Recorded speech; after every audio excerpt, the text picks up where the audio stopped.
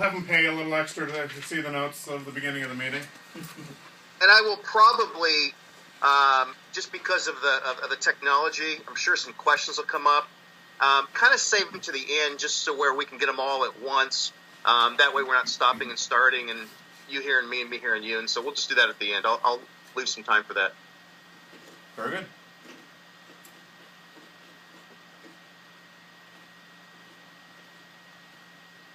So whenever you're, let me know. The floor is yours. Okay. Well, thank you all for coming out. Those of you who don't know me, and I don't know who's all in the room, my name is Keith Wassing. I'm 48 years old, happily married, 6 kids for now. We're trying to adopt number 7, 3 boys and 3 girls. I am not a chiropractor. I'm a chiropractic patient. I make my living as an investment advisor, advising people on portfolio planning for retirement. But my real passion is chiropractic. For the last 27 years, I don't play golf. I don't collect coins. I spend my time out in the public educating people, telling them the chiropractic story. And back when I was single, I was doing probably 500 to 550 lectures a year. You know, as you grow a family, you have to slow down a little bit. If you ask any business owner what's the best form of advertising, every single one of them are going to say word of mouth. Word of mouth, it trumps anything and everything.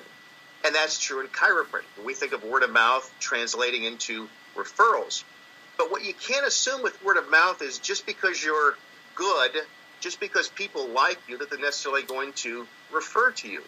But again, in every single study, people trust the opinions of others, of other consumers, far above any form of medium.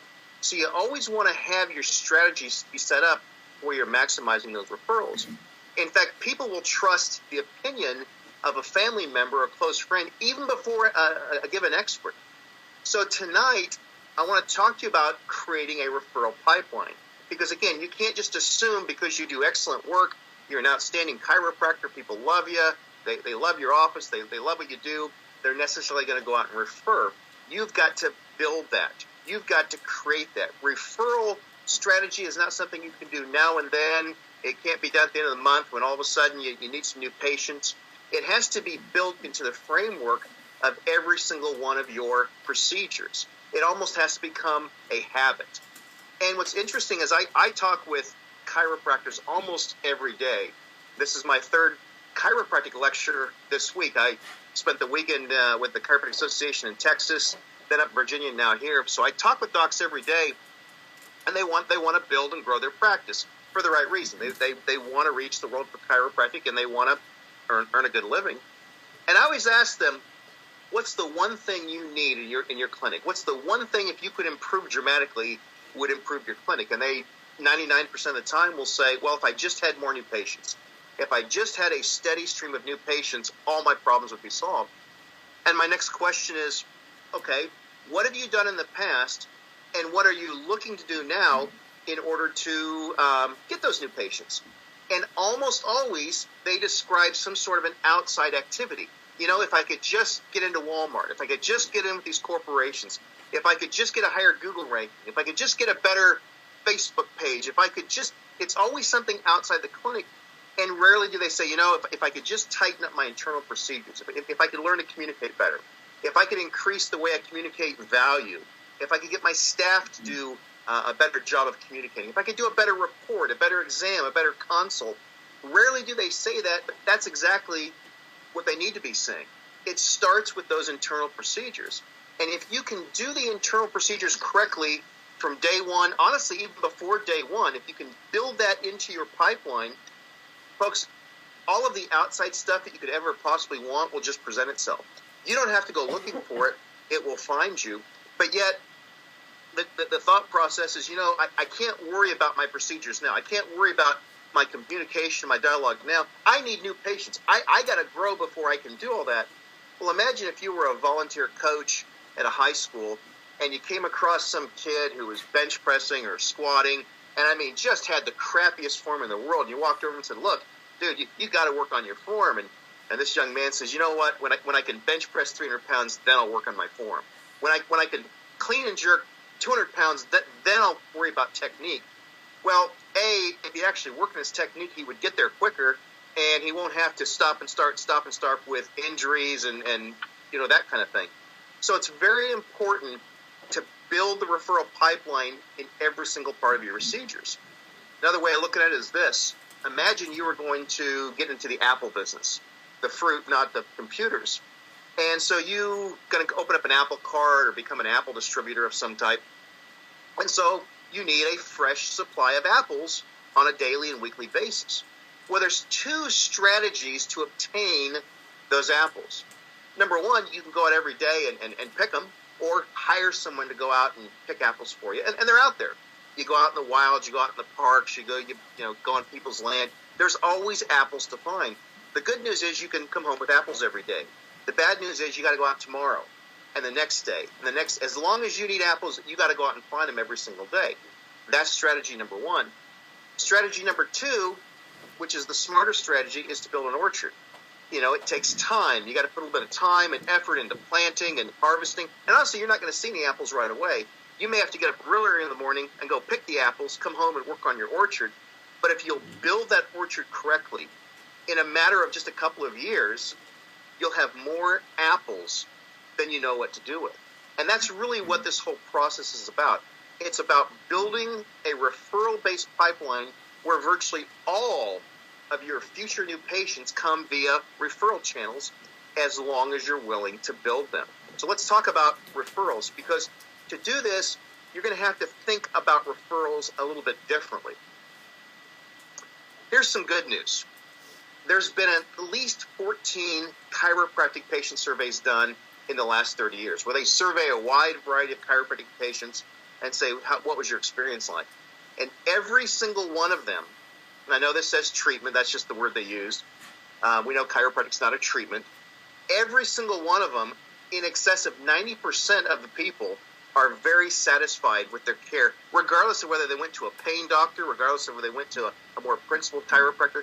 90+% are satisfied. In fact, over 90% say they would refer a family or a friend for care. They want to share their experience with others. Well, that's the good news. What's the bad news? Well, historically, the referral rates are at the bottom of the barrel. Even though the satisfaction rate is the highest in healthcare, chiropractic referral rates are the lowest in all of healthcare, and have been for a long time. And again, this is regardless of technique, style, of the way you practice. The question is why? How can people who are so satisfied with their care, who express a desire to want to share the experience, why don't they? Well, that's what you got to. If you can figure that out, then you'll have a referral pipeline. Well, we're going to show you exactly. We don't have to figure it out. We already know.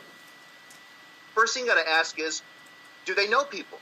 Do they have people to talk to? Well, any wedding planner, any funeral director will tell you the average adult knows 200 other people by name. So they have the average person, unless they just moved to town, they know 200 other people by name. So they know people. They have plenty of a sphere of influence, plenty of a network to draw from. Maybe they don't have the chance or the opportunity to share the chiropractic story. Well, you know what?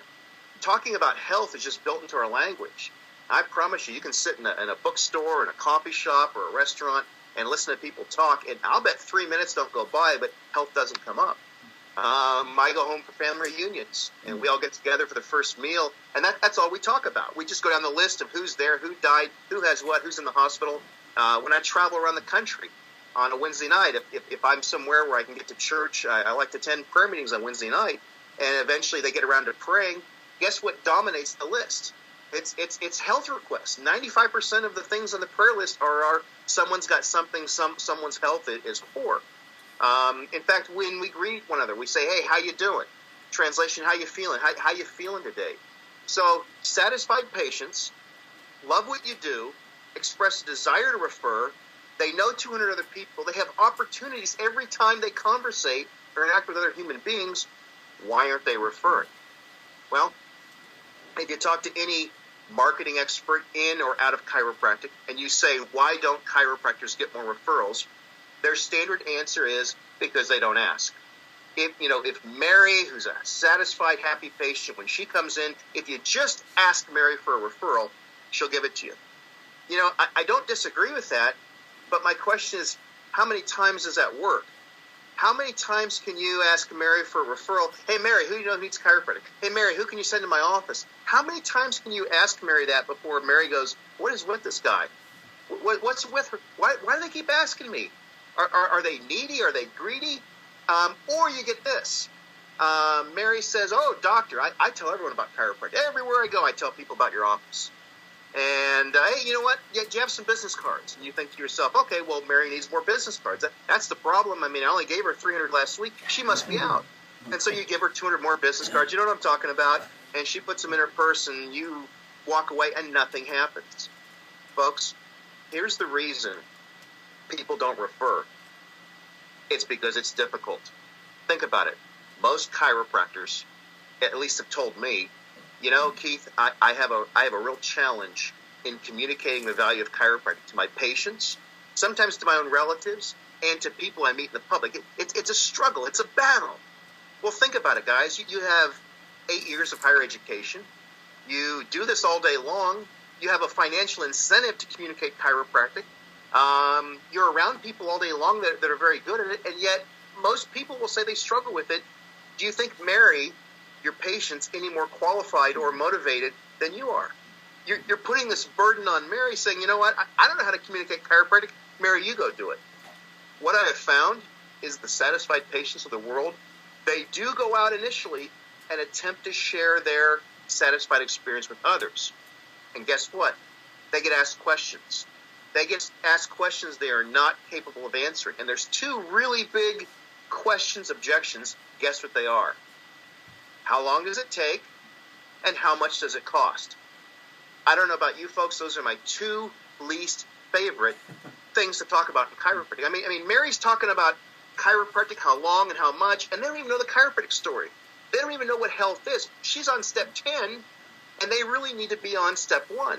So they start saying, Mary, I hear you got to keep going forever. I hear once you go, you got to keep going. I hear it costs a lot. And Mary doesn't know how to answer that. And she gets a little frustrated. Maybe she starts thinking, geez, they have a point. I don't know if I want to keep going. And Mary shuts her mouth and never says another word again because she thinks it's her job to bring people to the office. Folks, it's a challenge. It's a barrier. And it's one that most people don't want to overcome. What you got to do is this. You got to think differently about referrals. Whole key to developing a referral pipeline, honestly in any business, but in chiropractic especially, is you've got to teach people how to refer, why to refer, and then equip them with the tools to refer. You've got to remove every single barrier you can because they all exist. You've got to make referring just a piece of cake to where they actually want to. You've got to make it easy for them. It's kind of like they've done some studies recently with new car dealerships, and they have this sign and drive where you come in, you pick out the car, one signature. I mean, they'll run your credit, one signature, and you own the car. And guess what? Sales up like 85%. Because most people, all of that paperwork they got to do, all those forms and all the junk that goes with it, they don't want to be bothered with it. They'll put off buying a car of their dreams because they don't want the hassle of the paperwork. So you do the one signature and they'll buy cars. That's kind of the thought process. Make it as easy as possible for them. You got to change what you look at as a referral. You got to change your whole paradigm on what constitutes a referral. It is not your patient's job or responsibility to bring people into your office, other than their own family, their children. Okay? But they do have a responsibility to share the chiropractic story with others. Okay? That's what you've got to teach them. The fact that somebody shows up as a natural result of that story, that's just the end result of it. They didn't affect it. You've got to teach actions, not activities. And I'll give you an example. Two guys come into your office, Bill and Joe. Brand new chiropractic patients. They get an exam. They get the report. They accept care. They come to your workshop orientation. They hear you tell the chiropractic story, and you light them up. Both of them go to work the next day, different companies. And over lunch, Bill tells 5 of his buddies as best he can about chiropractic in your office. And all 5 of his buddies show up the next day, bring in their kids, their wives, and they all sign up for lifetime care. Wouldn't you agree? Bill's pretty popular around the office. Man, he's got his own parking space. He's got every T-shirt you own. Bill's the ultimate chiropractic warrior. Joe is just as excited. He goes to work and over lunch shares subluxation and chiropractic with a few of his buddies, and they laugh at him. They say, Joe, you're a fool. Don't you? Chiropractic aren't real doctors. So Joe gets really discouraged. Now, folks, let me ask you something. Which one of those patients did the right thing? They both did. Both of them went out and did the right thing. They can't control the action. First one just had smarter friends than the second one. But if they think it's their job to bring people in, they're going to stop. They're going to stop once the negativity hits. Okay? So referring is not bringing people in. Referring is simply sharing information. Let's take Mary again. You adjust Mary, and then you share just a tidbit of information. Not a sermon, not a lay lecture, just a little tidbit. Hopefully it's more on the subluxation function side, or what subluxations can do to the lungs, what they can do to the endocrine system, what research on subluxations, how they contribute to hormonal problems and carpal tunnel, virtually everything. Okay? It's just a little tidbit. And you have this conversation with Mary, and Mary goes, wow, I didn't know that.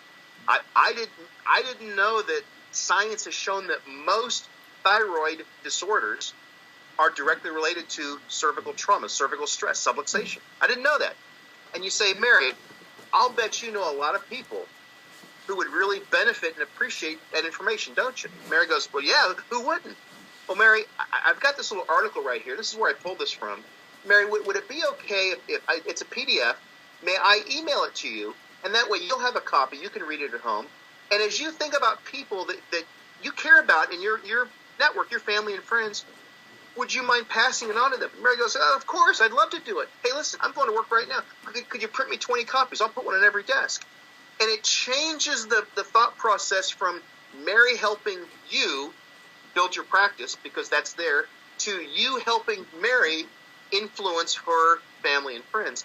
And folks, you can have those conversations all day long. And when you start having this kind of dialogue, it just completely opens it up, because they're not responsible. Mary goes and hands someone a sheet of paper or sends someone an email. What possible objections? Hey, how much does this cost? Well, it's nothing. A sheet of paper, it's an email, read it. Well, how long does it take? I don't know, to read it, 2 minutes.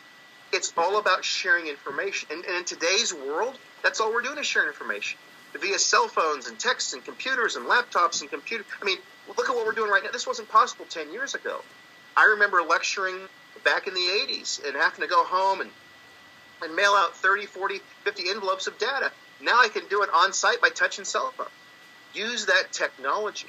So now the whole strategy becomes, how can we help Mary share information with her sphere of influence? And you know what? You can have that conversation every single time Mary comes in, and it's never about you, it's about her, and now she's on board to share information, which, folks, will lead to new patients in your office. And they come in for the right reasons, because they understand the devastating effects of subluxation. So it's just about sharing information over and over and over. Your whole system should be just one giant health resource library with all of these tools available for people to share, whether it's in print copy, whether it's Facebook, whether it's videos, whether it's bulletin boards, the list goes on. Become this fortress of information for people to pass on to their family and friends. I said earlier that people are not responsible for other people getting checked except their own family. So let's talk about how to get the kids in your office checked, because honestly, that's a referral. People are referring their children in for care. And I think I don't think you'd be sitting here tonight if this wasn't a passion of yours.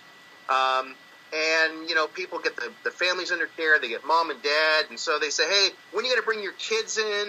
And, oh, yeah, I should. Oh, they're fine. And it can get kind of tense on you. Or you give it away, you do freebies. I know people that used to do the big Kids Day America, and 2000 when people would show up and they'd get one new patient maybe. So I'm going to show you. I was an exam doctor for about 10 years in actually 3 different offices. And this is what I did all day long. It took me about 6 months to figure this out, how to get almost 100% of the kids of the parents that come in under care or at least checked. Let's go back to Mary. I'm just using her name because it's easy. I'm in the case history. Case history, in my opinion, is one of the most overlooked and underutilized things in the new patient procedures. I've seen it glossed over. And what happens is the less time you spend in the case history, the more time you'll spend in the report of findings. And I watch people kind of rush through day one, and then when it's time to do the X-ray review report, they spend a lot of time convincing them. You should actually reverse that. And that's a little outside of our scope of our talk, but we can maybe do that. I'll be talking about that in May, okay? But I'm towards the end of the case history. I'm beginning to shift Mary's paradigm. I've developed trust because I'm just asking questions and I'm listening. And Mary hasn't had anyone listen to her problems in a long time. Okay? I look down at her intake sheet, and I see that she has 2 children. And so I look at her and say, Mary, I see here you have 2 children. May I ask you a question about your children? And she says, well, yes. Now, I always ask permission to ask because she's not there for her kids. She's there for herself. And if I start going off about kids and chiropractic, no matter how well-intentioned, it's a little pushy. It's a little salesy. Okay? So I ask permission, may I ask you about your kids? It also perks Mary up. You know, this is an important question. Guys, kind of like when you came home from school and your mom said, your father wants to speak to you. You didn't go, oh, good, you knew it was important. Okay? So Mary kind of perks up and says, well, yeah, what about my kids? Mary, how important is it for your children to have a strong, well-functioning immune system? And she goes, oh, man, that's really important. I mean, you know, nowadays with peanut allergies, and I mean, that having an immune system is really important, doctor. Good, I'm glad to hear that. Mary, and I lower my voice slightly, and I say, how comfortable are you that you and your husband have done everything there is to do to ensure your kids have a strong, well-functioning immune system? They've never been asked that before in their life. And they go, I mean, we take vitamins and, we try to eat good. And they just start listing this stuff. And I'm listening. And I finally, when she's run out of things to say and looking bewildered, I go, Mary, is that something you'd like to talk about? Not now, but in a few days? I've never been told no. I mean, I can do that with a person on the street after 2 minutes. Nobody ever says, no, I don't want to hear about about how to strengthen my kid's immune system. And I can tell you the closest thing that the American public, particularly 40 and under, are to the big idea. And there's been this shift in the public to where having a good immune system is not about avoiding germs and disease as much as it is about boosting the immune system. So they're searching this.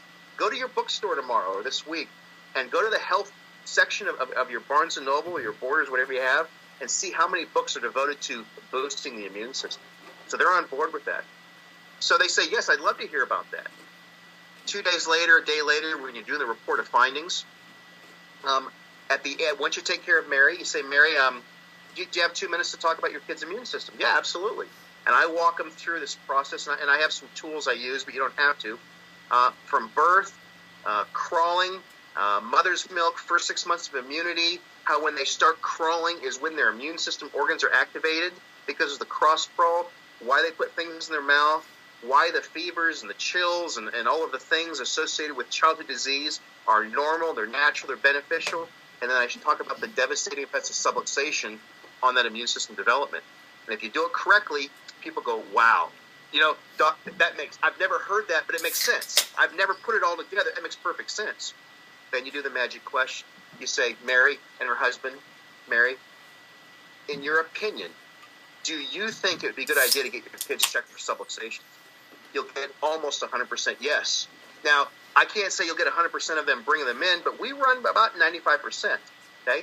Understand something. You don't share that information and say, so, Mary, now you know the truth.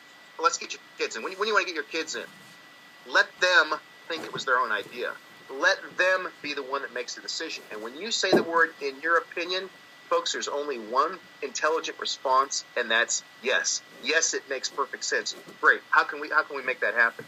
Same is true with getting a spouse to report a finding. Everyone knows getting a spouse to the report is important.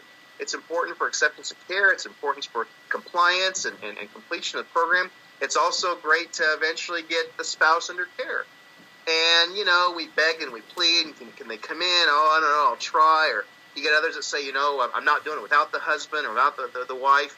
That works, but it can create a little bit of attention. Here's what we did, and it's real simple. Back to the case history.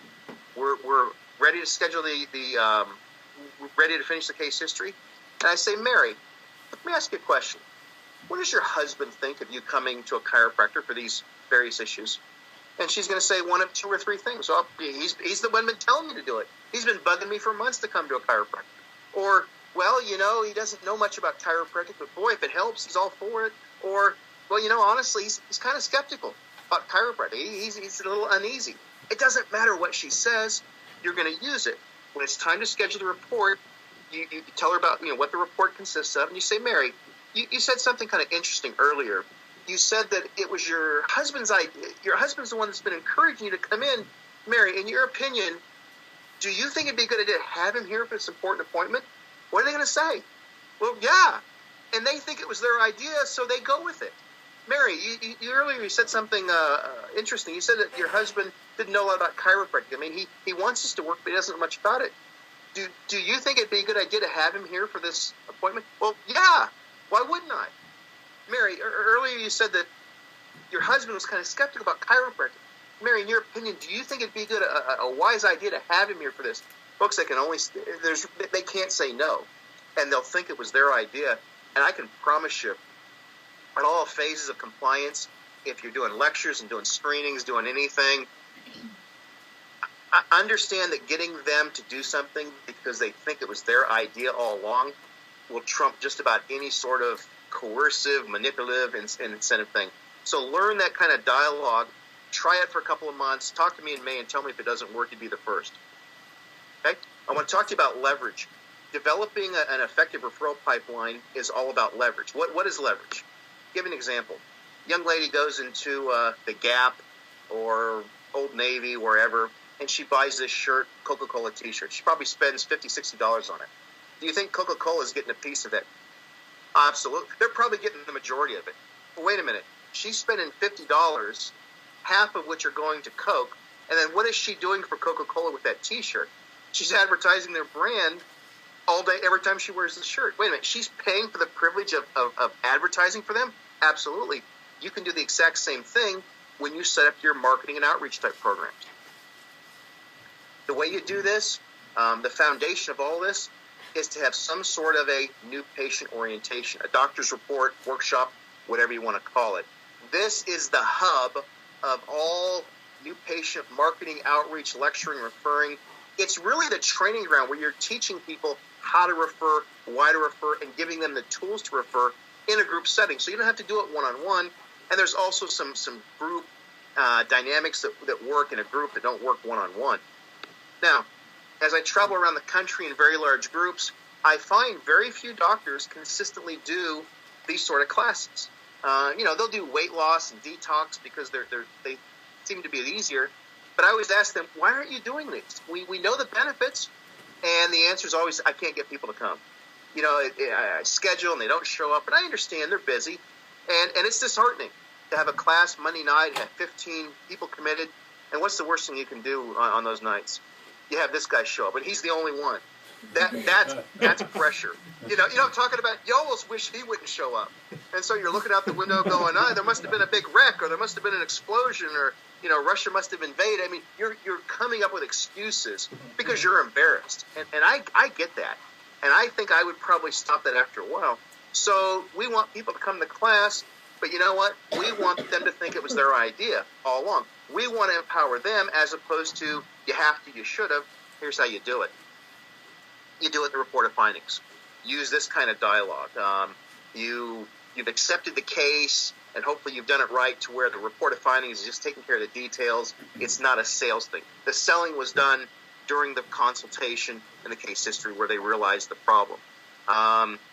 You sell the problem, not the solution. And too many chiropractors try to sell the solution without really identifying the problem. And the problem is the devastating effects of subluxation. So you look at this guy, you've already accepted his case, and say, Bill, one more thing we got to cover. In our practice, virtually all of our patients fall into one of two groups, Group A and Group B. Group A is the larger group. These people get incredible, top-shelf, life-changing results. Group B, the smaller group, gets really, really good results, but not as good as Group A. Now, Bill, which group do you see yourself falling into? Well, there's only one, Group A. Nobody wants second. I want Group A. Okay, good, Bill. I'm glad to hear that. Bill, you probably want to know the difference between Group A and Group B. Well, they get the same quality of care. They pay the same. The only difference is Group A allows themselves to be educated about their own health and their own bodies. Because, Bill, we have found over and over, people who are best informed about their health get the best results. Bill, does that make sense to you? Oh, absolutely. So, Bill, do you still see yourself as a Group A person? I don't ask them what they want to be in. I say, where do you see yourself? Group A. Great. Bill, that's the reason I have a class every Monday night or every other Monday night, 6 o'clock. We'll check you and adjust you just before the class. You can stay for it. It's 40 minutes long. Bill, if you're sincere about being in Group A, is there any reason you can't clear your calendar for this coming Monday night? And check their response. If they have a legitimate concern, the daughter's getting married or, the Monday night championship game's on, let it go. But generally speaking, they'll say, yeah, that makes sense. I'll be there. Now, if they start to get wheezy and say, I don't know. I work late and I get soccer. And then you go right back and say, so, Bill, what you're saying is you're more of a Group B person. No, I'm Group A. Okay, so you're Group A. And you know what? All you're doing is managing expectations. All you're doing is forcing them to tell you what they want. Doctors for years have said, you know what, just give the patient what they want. I agree with that, but only until you've laid everything on the table so they know all the options available. And generally, that will bring them back to Group A. Now, I've had people that will say, oh, doc, yeah, I've been to chiropractors before. I've been to the classes. I don't need to go. I always go, oh, you've been? Well, hey, listen, if you've been to the class, you don't have to come to ours. Provided, of course, you can get a passing grade 7 out of 10 on this simple little quiz. And I take a sheet out of my folder, and I give them a very simple 10-question quiz, which has advanced neuroanatomy. They've got a diagram of hemoglobin, microbe DNA, and trust me, they look at it, and they see the first question about synaptic dendrites, and they go, yeah, okay, I'll be there. I'll be there. It's kind of a funny thing. So you schedule them for the class. They know why they're coming. And they're coming not because it's important to you. They're coming because they want top-shelf results. And by the way, people who are best informed about their health will stay longer. They'll comply. They'll do the right thing. They will get life-changing results. There's no doubt about that. Okay? You pass them off to your staff. Staff comes along. Her or his job is to reinforce what you just said. She says, listen, I know Dr. Hadley told you about our class. And so let's go ahead and get you signed up for that. And it's her job to sell how much fun it is. Now, you know what? Don't let a class shake it. We have so much fun. Man, it's the fastest 40 minutes. You know what? We have people come in here and they don't want to come to the class, because they think it's like school or college. Let me tell you something. Nobody's ever come to Dr. Hadley's class and walked out 40 minutes later and said, well, that was a waste of time. We can't get them out of here. It's so much fun. Now, if there's a challenge there, people are going, yeah, I don't know if I can make it. Listen, that gal already knows because you've communicated that they've already said yes to the doctor. Folks, trust me on this one. What you don't want is a maybe or I'll try. I'll try and maybes are Group B. I would rather get a hell no, I'm not coming to your class, than a maybe. Okay? So it's the staff and doctor's job to make sure they're committed one way or the other. We cannot allow our people to want it to claim they're in Group A and do Group B activity. In fact, one thing that will kind of reinforce it is go down to the Hallmark or stationery store, get you a little fake leather book, the nice feather pen, $20, $30, and have a place where when people sign up for the orientation, whatever you want to call it, they're not signing up on a clipboard with a white piece of paper. It's it's fancy, and I've had doctors, they put the reading light over it, and that's probably going a little too far, but use that. So those things will get the majority of your people to the orientation. You go to the orientation, you tell the story. If you don't have a good orientation, email me. I've got it in one of my packets. I'll email you the whole thing. It's narrated by me. It's a PowerPoint. It has all the scripts. When you get tired of listening to me, you can turn it off. I'll give that to everybody that's here tonight. Just got to email me at the end, and I'll send it to you before the end of the week, and you can use it, because these things are what is going to turn people into chiropractic. Now, how do we use this class as a training ground? How do we teach people how to refer, why to refer, and how do we leverage our educational efforts into others? We use what's called a workshop feedback sheet. This is something I created back about 1990 when I first started lecturing, borrowed some of it from my military training, it's I'll send you this as well. It's an absolute gold mine for referrals and future opportunities. Whenever I lecture, whether I'm in a doctor's office or most of mine are out in the public, once I'm introduced, I say, folks, thank you for coming here tonight. I'm going to cover a lot of facts and figures, a lot of data, a lot of statistics. And if you're like me, you want proof. You don't want to believe something just because somebody gave you a stat. You want to know where it came from. Well, you know what? Sit back, relax. Don't worry about taking notes. At the end of this, I'm going to give you a chance to get a reading packet of really exciting research on everything that I covered tonight. So don't worry about taking notes. Just sit back and relax. So at the end of the class, when I hand this sheet out, it doesn't seem like a pushy sales thing. They're expecting it. They're looking forward to getting this free information because the class you did was exciting. It was different. It wasn't a spinal hygiene, select a pillow. It was paradigm shifting, hardcore chiropractic. And I just hand this out. This is one I did just recently. They put their name and their email because everything we send them, whether it's a literature, whether it's a video, whether it's an audio, we're not going to physically hand it to them. We're going to send it to them digitally. If we hand them the sheet of paper, if we hand them a brochure, guess what? It goes under the car seat. It goes in the trash can. Maybe they read it, maybe they don't. Plus, then you got to keep buying them, and we destroy all kinds of trees. If you send it to them digitally with your information, your logo, your picture embedded in that video, whatever, guess what? Not only will they not throw it away, they're going to forward it. They're going to pass it on. They're going to share it, especially when you're going to show them how to. So that's leverage. You put information in one person's hands, and 50 people see it, 100 people see it, 500 people. It just keeps growing and growing and growing on you. So you hand the sheet out with a clipboard and a pen. Question number 1, what was the most important thing you learned tonight? That's more for you. That's feedback for you. And honestly, you want to see more talk about subluxation, function, body's healing than you do chiropractic helps, low back pain. So that's good for you. Question 2, on a scale of 1 to 10, how important was this information to you? Been doing this 27 years. I've only gotten one non-10. I got an 8 one time from a aunt of mine. God rest her soul. She passed last year. To this day, I don't know why she gave me an 8. Now, understand, I'm not asking how spectacular was the speaker tonight. How impressed were you with the speaker's charm and charisma? No, it has nothing to do with the speaker. What I'm doing is I'm forcing them to remind themselves this is valuable information. I just learned something that literally 99.9% of the rest of the world doesn't know. I just found out gas is selling 50 cents a gallon. Is that worth sharing? Yes, I possess valuable information. So I'm reminding them. And like I said, they always put down a 10 except for my deceased aunt. Next question. Would your family and friends benefit from the information? Yes or no? I've never gotten a no. It's the same thing. I'm creating a pattern. This is valuable information, and yes, my family and friends would benefit from this information. Now, I've had doctors use these sheets. They call me up 2 or 3 months, and they go, you know what? That sheet doesn't work. I've seen you do it. You must do something different.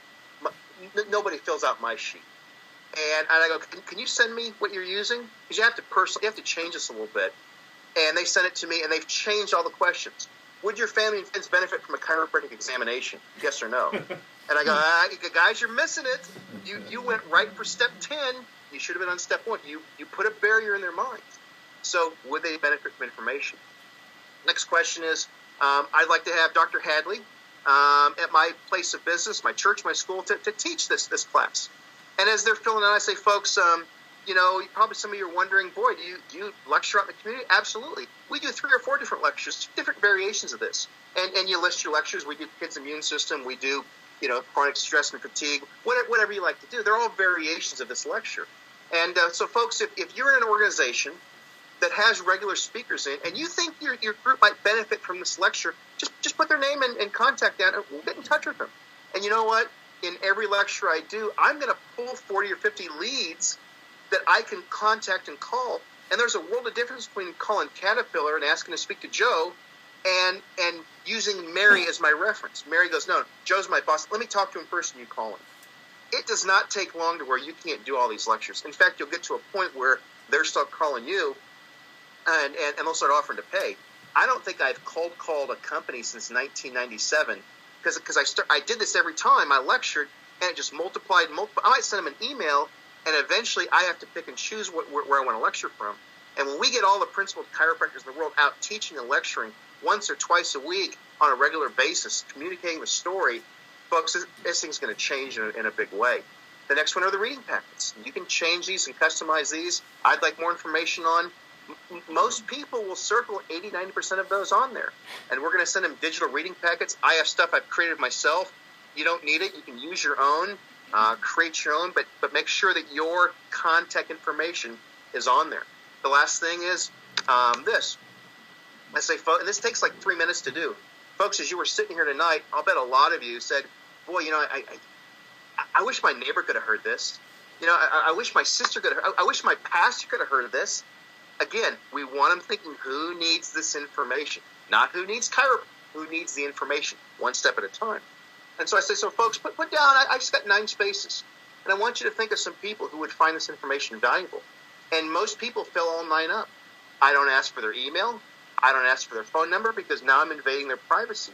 So when I get done, you sit down with who was there, and I said, tell me about Peggy Benton. Oh, that's my next door neighbor, my best friend. I'm going to bring her to your class in 2 weeks. Okay, what about this person? They actually live in Seattle. Do you know someone in Seattle? Yes, we can hook them up in Seattle. And I tell you, when people start putting down people's names are out of state, you know they're getting the big idea. You know they're on the right track. What about this person? Actually, I'm some of the reading packets I'm getting for them, so on, so on, so on. You have just started them down the path to sharing information, which leads to a huge referral pipeline, both inside the office and outside. Very, very effective. Now, you get chances to go out and lecture. You get a chance to lecture in your church or your community or your corporation or your local Red Cross. I've lectured at halftime at basketball games. I've lectured at family reunions, over 300 people. In fact, it's in my last will and testament that a lay lecture be given at my funeral when I die. So, wherever there's a chance to tell the story. So most people do a pretty good job of if you use this, it's easy to set up. Show you if you're already telling the story, great. If not, we'll show you how to do it. But how do you close it? How do you close it to where you don't piss off the management, the pastor, the principal? Because honestly, how many people have gone into some place, set up a lecture, and some guy came before them that just went in for the low-hanging fruit, got as many new patients as he could? That's a little tough to follow. And there seems to be 2 closing strategies. One is the used car sales approach. We'll give you a chance to come in for chiropractic care. It's $19.99, but you got to sign up today, and we'll give you a free haircut and cut your grass and blah, blah, blah, blah, all these incentives. And you know what? It produces an effect. It's going to get some people in, but honestly, I think it irritates the rest of the audience who says, oh, geez, chiropractic. And that's not how you want. The other strategy seems to be to not close at all, to just hope that they take the next step and come in to see you.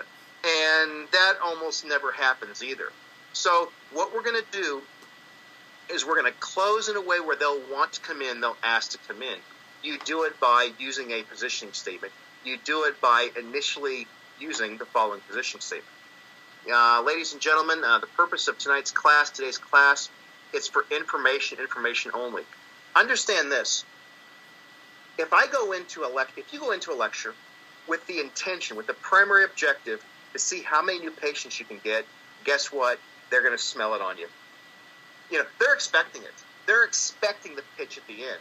Okay? So we're going to go away from that. We're going to do just the opposite. Okay? Your objective is to change the paradigm about how they think about health and to get them so excited, worked up, nervous, upset, uncomfortable about the status of their nervous system that the next step is to get it checked to see if they have subluxations. So I say right up front, purpose of tonight's class, nothing to sell you. It's to give you information to allow you to make quality decisions. What you do with it's up to you. But I want to talk to you about 2 groups of people that we all know in life. The first group of people, they're in their 60s, 70s, 80s, and they're out running the beach, going down the ski slopes, they're out playing tennis, they're out dancing, and everyone says, gosh, when I get to be that age, I hope I'm in that good of shape. Hey, I like to be in that kind of shape right now.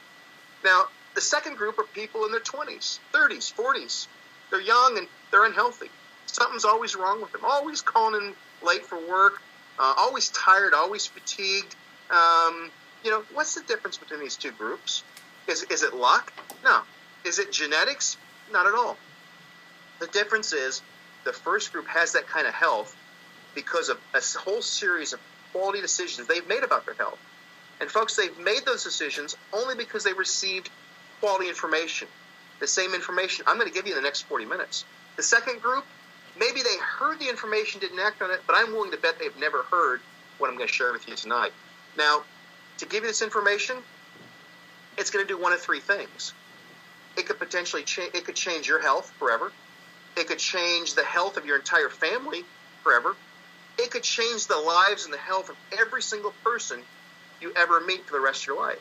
Now, that's a pretty bold statement. And honestly, some of you right now are saying, boy, is this guy full of crap. I'm going to ask you 40 minutes from now if what I just said is true. But you know what? To give this information, I need your permission. I need the permission of the entire group. I need your permission to just cut through the smoke and tell it like it is. Because I'll be honest with you, the information I'm going to share with you, it's going to challenge just about everything you've ever been taught about health. It's going to challenge a lot of beliefs about how our body works. It's going to make some of you nervous, uncomfortable. It's going to piss a few of you off. But you know what? I would rather risk some of you being nervous, uncomfortable, or upset with me for 40 minutes than for you to miss out on the benefits of this information.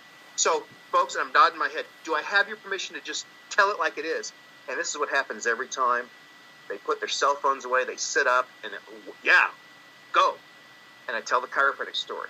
Chiropractic is one of the last things we talk about. I'm talking about laws of health.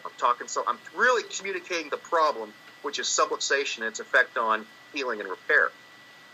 I get done with my talk, and I say, folks, remember what I said, the bold statement up front? Can you see how this is true? Can you see how this is going to change an individual's health? Can you see how by working on a function model versus a feeling model, it can change the health of an entire family, a neighborhood, a community, a whole nation, the whole world? And I've never had a disagreement on that, including in medical settings, because I teach in medical schools and medical conferences. Absolutely. Well, folks, I told you the purpose of tonight's class was information to allow you to make a quality decision. There's one piece I've left out. One piece of information. Without it, none of the rest of this really is going to do you any good. You got to know the status of your nervous system. You got to know how well your nervous system is sending and receiving information. You got to know if you have subluxations. And folks, there's only one kind of person that can do that for you, and that's a doctor of chiropractic. So here's what you look for in a chiropractor. And I start listing the 4 or 5 things they look for in a doctor of chiropractic. Now, if you're the chiropractor doing this, you say something like this. So here's what you look for in a chiropractor. And you list the 4 or 5 things. And you say, you know what? We do that kind of work here at Hadley Chiropractic. We'd love to see you, but honestly, maybe you don't like my tie. Maybe I remind you of someone that bullied you as a kid. You know what? The important thing is to go somewhere. Here's what you look for. When you are willing to push them away, guess what? They will come back to you in a mob every single time. I don't offer a discount. It's whatever your exam is, but I'm selling the next step, which is get your body checked for subluxations.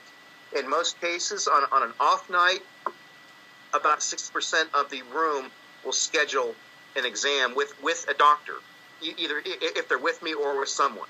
On a good night, 80-90%, and then we hand out the feedback sheets. We send home the packets, and we'll pull 8 to 10 referrals per person, including the lectures, and it just goes. You just keep multiplying.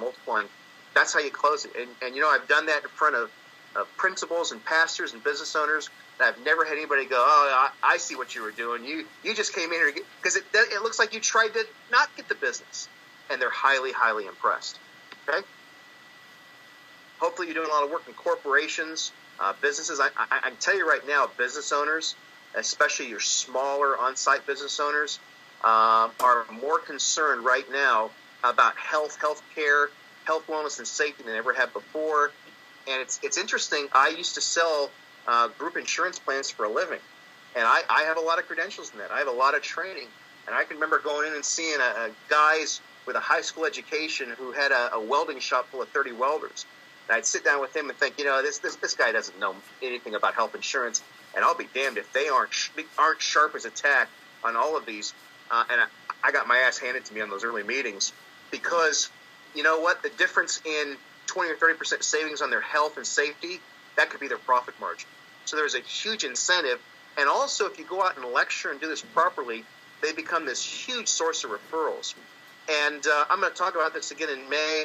But if you'll present the chiropractic story correctly, not as a back and neck pain, not as a workman's comp management, but just talk about subluxations. Talk about how subluxations cause things like carpal tunnel and double crush phenomenon. Talk about productivity. Talk about work absenteeism and stress and fatigue and things like that. It's amazing how rapidly you can literally get on their speed dial and eventually set some really nice chiropractic programs where they're referring to you. I have a program where I can say, here's 12 things we can do for you as a chiropractor for your company. And you can do one, you can do 12, you can do all of them. Every one of them is a way to get further entrenched in that company. So how do you do that? Number one, you go out and you talk to these corporations. The first thing you want to talk about is use that feedback sheet. You're going to get corporate leads, and you call and you use Mary's name. You use those resources. Well, maybe you're brand new in practice. Maybe you haven't done a workshop in a while, and it's going to take you a while to get geared up. How can you go out and rapidly engage your community? I'll tell you one strategy that works every single time. Make a list of 100 companies, groups that you would like to lecture to, and you're going to send them a letter. You're going to come up with a name of your talk, whatever it is. Dr. Hadley's Health Revolution, doesn't really matter. Describe it. It's 35 minutes long. Doesn't really matter what you say. But at the end of it, you say, I look forward to hearing from you. I'll call you next week to set this up. Write P.S. This is all typed. Use a bold font and say P.S. I know from time to time organizations such as yours have speakers have to cancel at the last minute due to weather or due to family emergencies. I'm local. If you're ever in a need for a speaker on a short-term basis, here's my cell number. Call me. I'll do my best to accommodate you. Well, folks, think about it. In an organization in 12 months, what's the chance that a speaker is going to bail out at the last minute or with a week to go? About 100%. They're going to remember you. They're going to call you. And, folks, now you're doing them a favor. You get in there, and it works. Very, very effective. Again, I have a workshop you can do called Conquering Stress, Fatigue, and Disease. It's a lay lecture, only I'm using corporate lingo. I'm using things like spinal stress, and I talk about stress and its effects on the nervous system more than anything else. And that's become a big buzzword in corporate America. Love going into schools. A program I put together in 1989 is called Health Jeopardy. Real simple, easy to do, and I tell you what, you can connect with hundreds, if not thousands, of families in your community in very short order. It's a game just like you see on TV, just like Alex Trebek and Jeopardy, except all. Whoa! Hang on a second. I'm sorry. You know what? I'm gonna speed through that. Sorry. What Health Jeopardy is, I had the sound on and now I can't turn it off. Health Jeopardy is where you're playing a chiropractic game where all of the questions consist of categories like bones, healing, muscles, nerves, and the amazing human body. You go and you play as teams, boys against girls. And each question is a piece of the chiropractic story. You play the game. It takes about 20 minutes. At the end of it, you do a quick lay lecture because you're putting all the questions together in a 2 or 3 minute pattern. It's very exciting. The kids are engrossed. They're engaged. They're excited. When you're done, you have the grid up on a board. And I had to go fast. I apologize for that. I just had a sound overlapping on that sound card. You always have your name at the top of the board, whether you're writing it on the whiteboard or you're using your own pattern. And I walk back to the teacher and I say, listen, how'd you like that? The teacher goes, wow, that was incredible. I've never seen anything like that. And you say, great, listen, 2 questions. Do you know if any other teachers would like to have this? Yeah, absolutely. I'll introduce you right now. You also say, can I get a group photo? Because I'd like to submit this to my newspaper. And they say, yeah. You put the kids in front of the board with the spine, and you take a picture with your digital camera. Of course, your name is at top of that. It'll say Dr. Hadley, Health Jeopardy. Okay? What you do is you go get that picture printed. If there's 30 kids in the class, you go get 30 5x7 prints. Cost you 15, 20 cents each. You're going to write a standard letter, and the letter's going to be to the parents. Dear parent, I was in your child's class earlier this week doing a game called Health Jeopardy. It's fun and exciting, great way to teach kids about how to take care of their bodies. I was so impressed with your kids' behavior, their enthusiasm. I took a picture for the local paper. I thought I'd like to give you a copy. Again, great job in the kids, and I maybe you heard about the dinner table. Sincerely, Dr. Howard Hadley. And you don't put a business card in there. You don't put a brochure. You don't put a coupon. You simply put the 5x7 picture. You put it in a 5x7, 6x8 manila envelope. You put all 30 of them together, and the next day you go down to school before school starts, go in the teacher's lounge, you find that teacher, and you say, you know what? You know that picture I took? It came out so good, I thought the kids would like a copy. And so you give it to the teacher. Can you give it to your kids? Well, guess what? The kid takes home the picture, gives it to the parent. What happens to that picture? It goes right on the refrigerator. What's right on the refrigerator? Your name, Dr. Howard Hadley, Health Jeopardy. Okay. Also, the kids start talking about it. They read the letter and go, who is this guy? You know, you came across as a professional educator, not a peddler trying to peddle chiropractic. Also, what happens in that teacher's lounge is other teachers are sitting around smoking their cigarettes and drinking their coffee, and the teacher goes, this is the guy I was telling you about. This is the guy. And all of a sudden, you book 2 or 3 more. And folks, you can do this at schools. You can do it at churches. You can do it at PTA meetings. We've done kids against adults. You can do it at summer camps, YMCAs, Boy Scouts, youth athletic leagues, family reunions. We do it at screenings to draw attention because more and more and more people want to get involved. You can knock these out. You can do 2 or 3 of them over a lunch hour and still have time for lunch. It is a fantastic way to connect with a large number of people. You also, when you get done, you make sure the teacher gets a picture. You make sure the principal and the secretaries get a picture. And while I'm there, I say, listen, do you all have a website for your school? Every school has a website. And you say, listen, I've sent this to the local paper, but do you think the school website would like to have a picture along with the story I wrote up? Well, they love content. That means they don't have to write one story. So guess what? Your picture about Health Jeopardy, the story you wrote, goes on that school's website for thousands of families to see. Folks, this program is so simple to do, very easy to generate a lot of referrals from the thousands of people in your neighborhood. Okay, you should be referring to yourself, what we call the elevator talk. And there's 2 ways to go about this. How many times every day do people find out you're a chiropractor, and they say, hey, can chiropractic help whatever? Can chiropractic help asthma? And how do you respond? You know, you don't want to say yes, but you don't want to say no, so you say yes and you explain it really quickly. Try this. The next time someone asks you the chiropractic help question, turn right around and say, well, what is it you think a chiropractor does? Or what's the purpose of chiropractic? Check their answer. And if their answer is off, which it's going to be, guess what? You got to back off and talk health, function, spine, nerve impulse, subluxation. And you're asking them the questions. And finally, you get back around, and so they're answering their own question. That's number 1. Strategy number 2 is the elevator speech. And you do it something like this.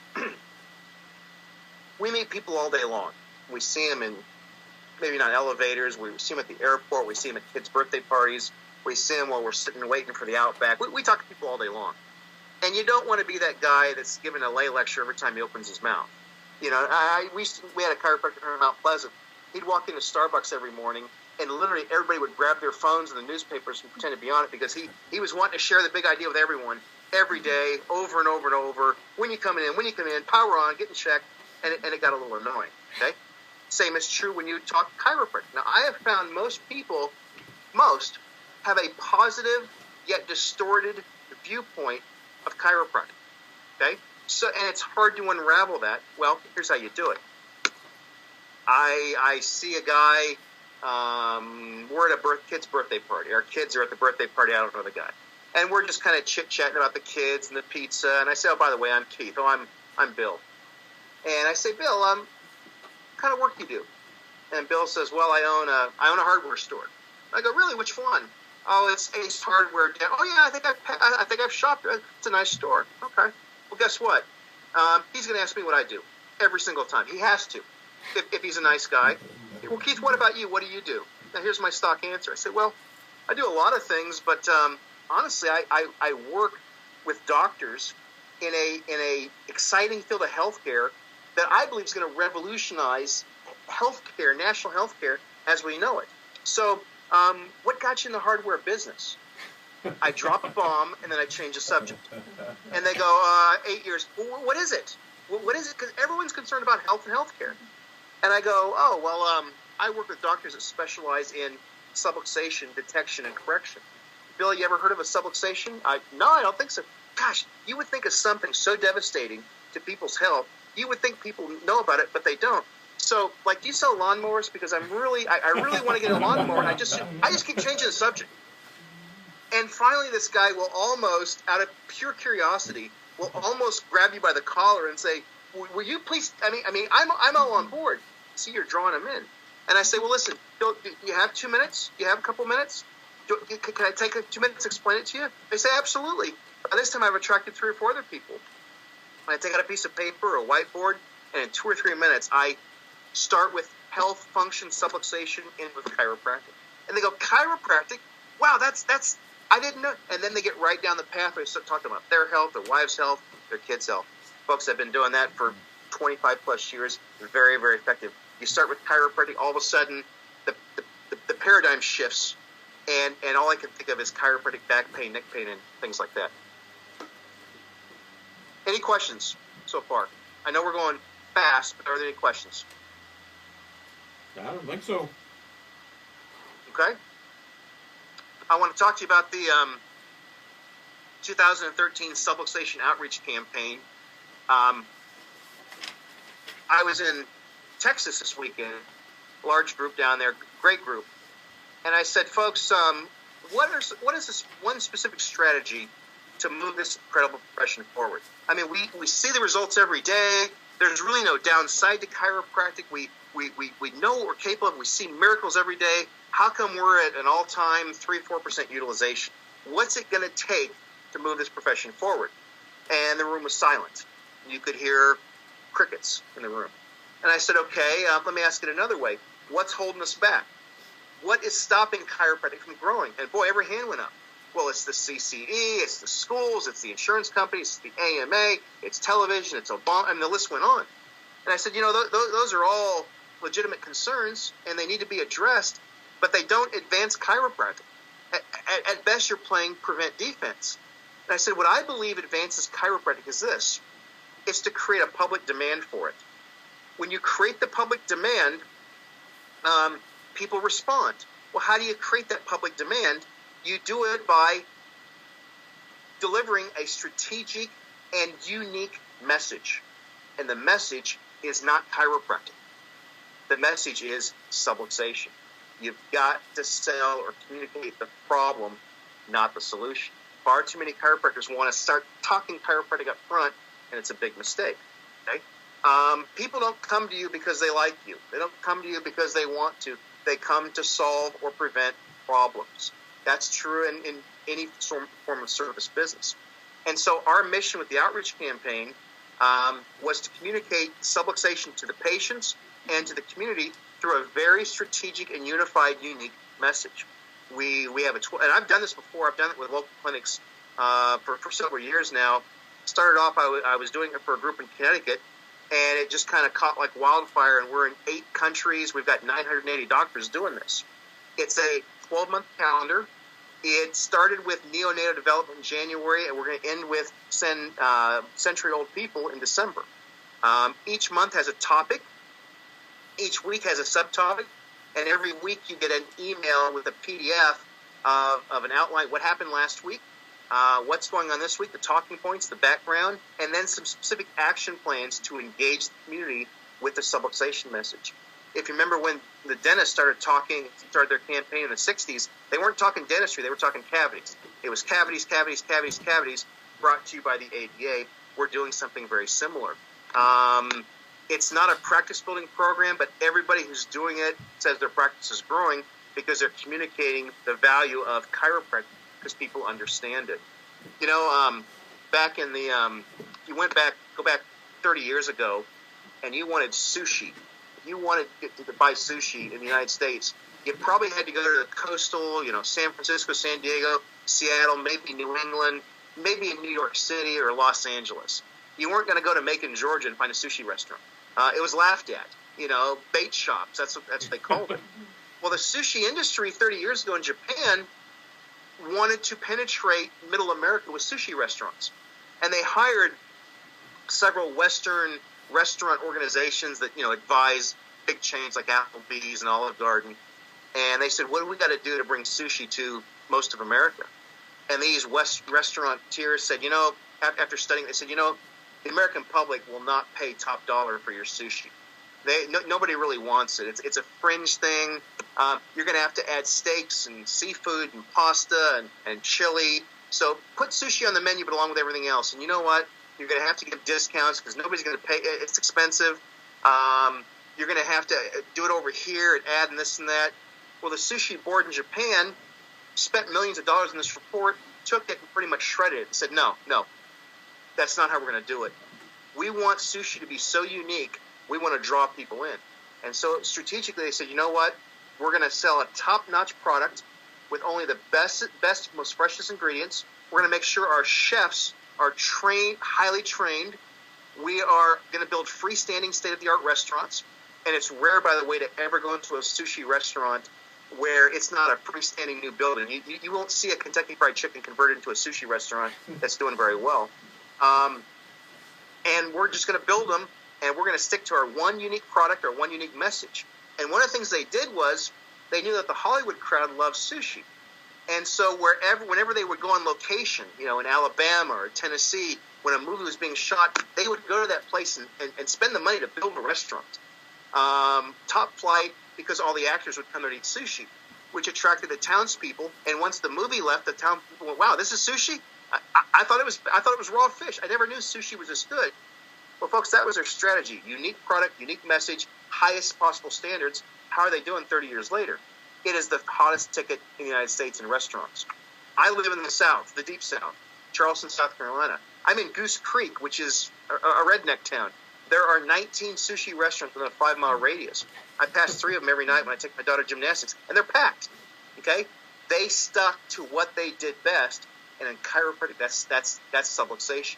That's the purpose of this campaign. When we can make people aware of subluxation, they'll understand the need for chiropractic.